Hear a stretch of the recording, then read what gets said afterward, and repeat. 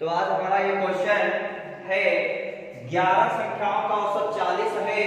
यदि प्रथम 5 संख्याओं का औसत 38 तथा अंतिम 5 संख्याओं का औसत 36 हो तो छठी संख्या ज्ञात कीजिए।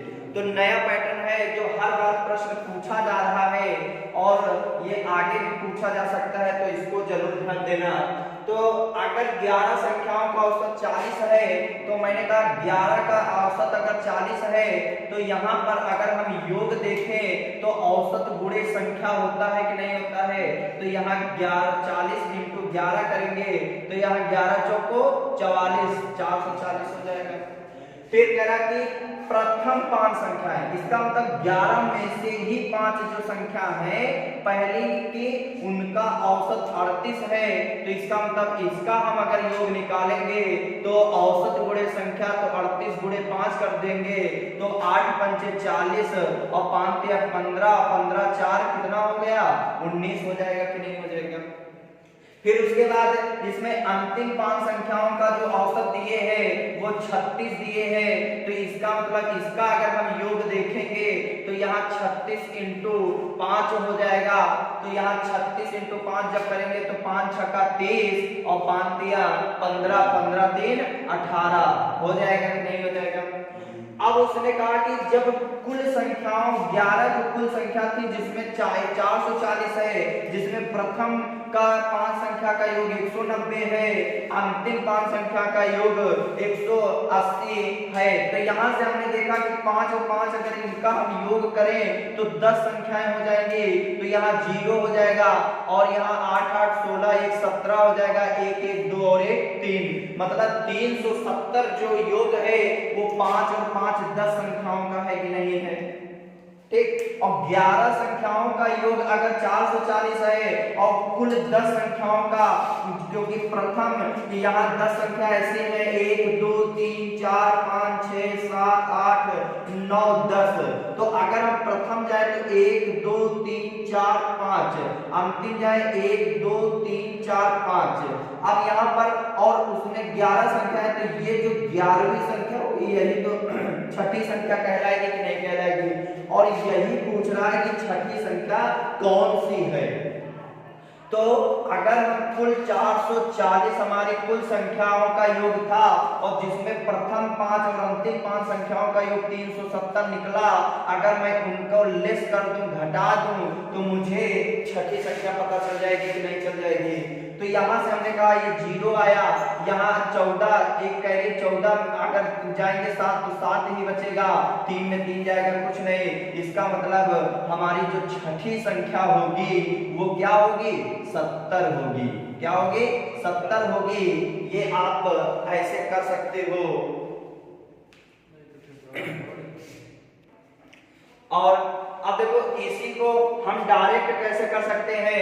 आपसे कहा 11 संख्याओं का औसत अगर यहाँ 40 है तो योग क्या होगा, तो आप कहोगे कि औसत गुणे संख्या 11 चौको 44, 440 हो जाएगा।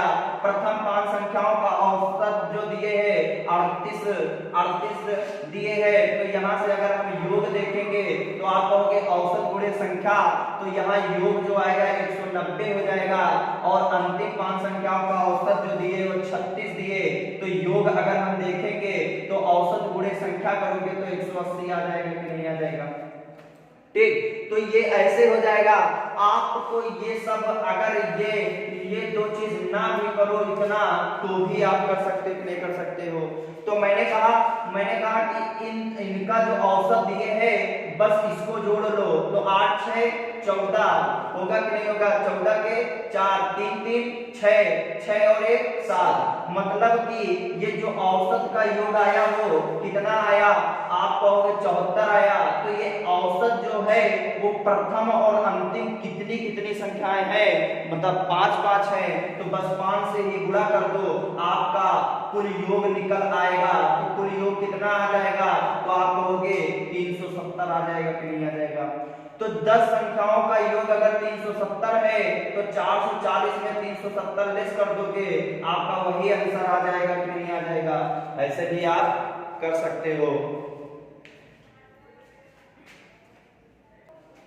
तो अगला प्रश्न देखो क्या करा, एक खिलाड़ी अपनी 14 पारियों में 30 के औसत से रन बनाता है, अगली पारी में वो कितने रन बनाए ताकि उसका औसत 32 रन हो जाए। तो हमने कहा कि जब 14 पारी उसने खेला तो 30 रन बनाया, अगली पारी खेलेगा तो जब अगली भी खेल चुका होगा तो वो पारी जो 14 हुई होंगी एक पारी और खेल लेगा तो टोटल पारी 15 हो जाएंगे कि नहीं हो जाएंगे। तो 15 पारी में उसने कितने रन बना दिए? 32।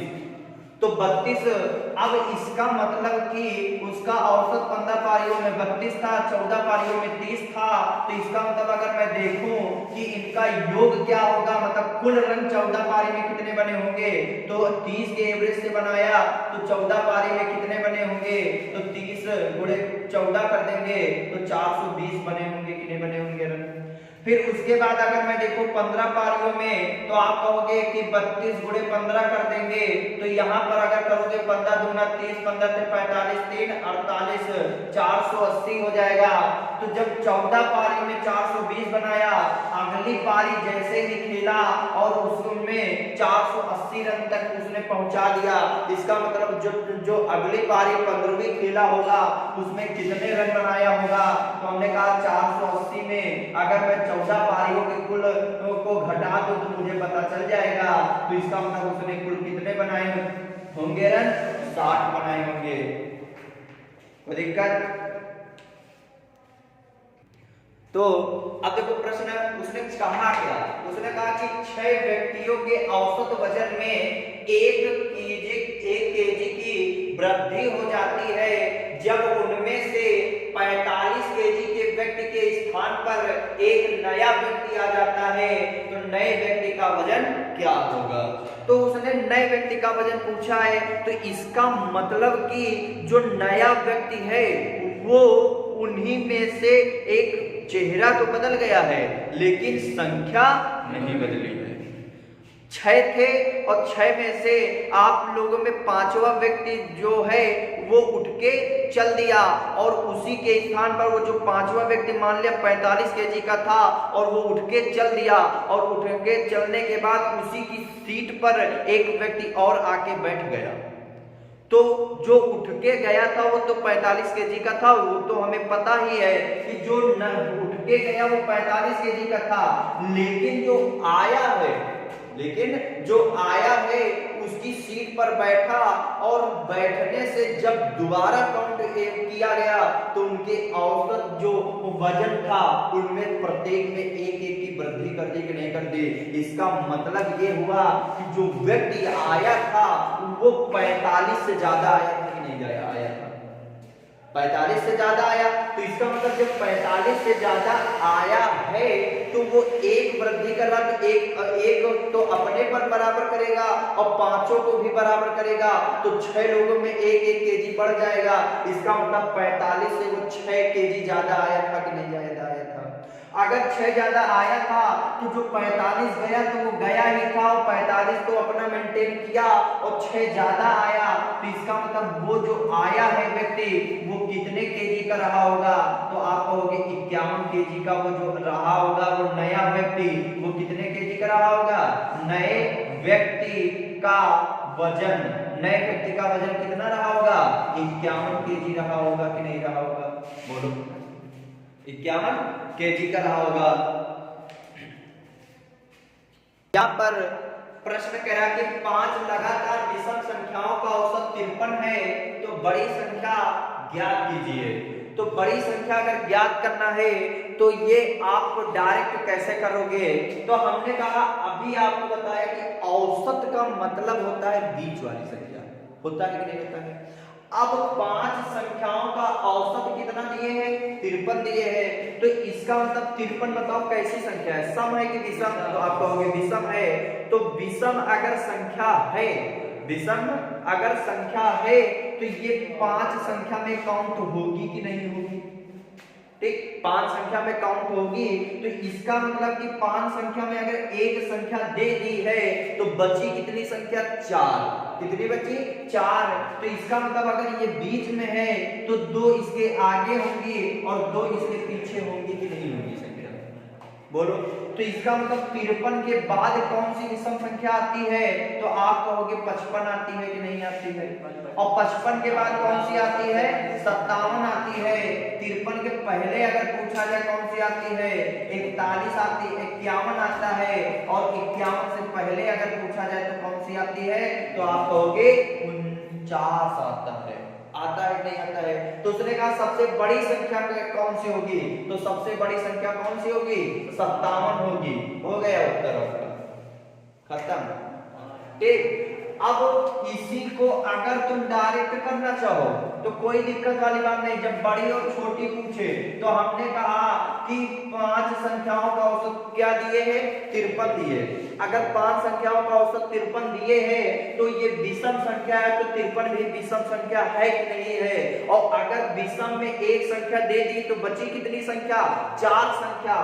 अगर 4 संख्या बची है तो अगर मैं 4 इसमें जोड़ दूं, 4 इसमें जोड़ दूं, तो इसका मतलब जब जोड़ दोगे तो आपकी बड़ी संख्या आ जाएगी। और अगर 4 इसमें घटा दूं, 4 इसमें घटा दूं तो 49, ये छोटी संख्या आ जाएगी।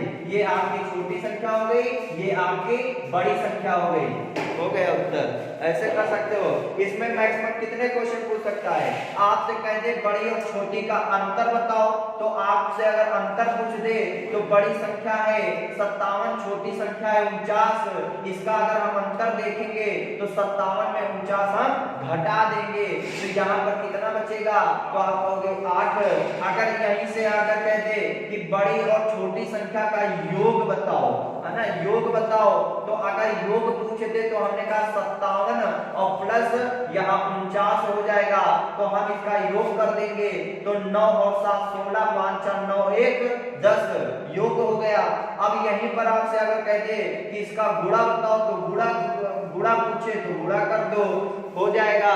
और यहीं से अगर कह दे कि दूसरी संख्या बताओ, तीसरी संख्या बताओ, तो आपने कहा कि पहली संख्या अगर 49 है तो लगातार है, तो 49 के बाद 51 होगी, 51 के बाद 53 होगी, और 53 के बाद 55 होगी, 55 के बाद 57 होगी कि नहीं होगी? तो अगर हमसे पूछ रहा है कि कुछ भी कि दूसरी संख्या बताओ तो भी आपका आंसर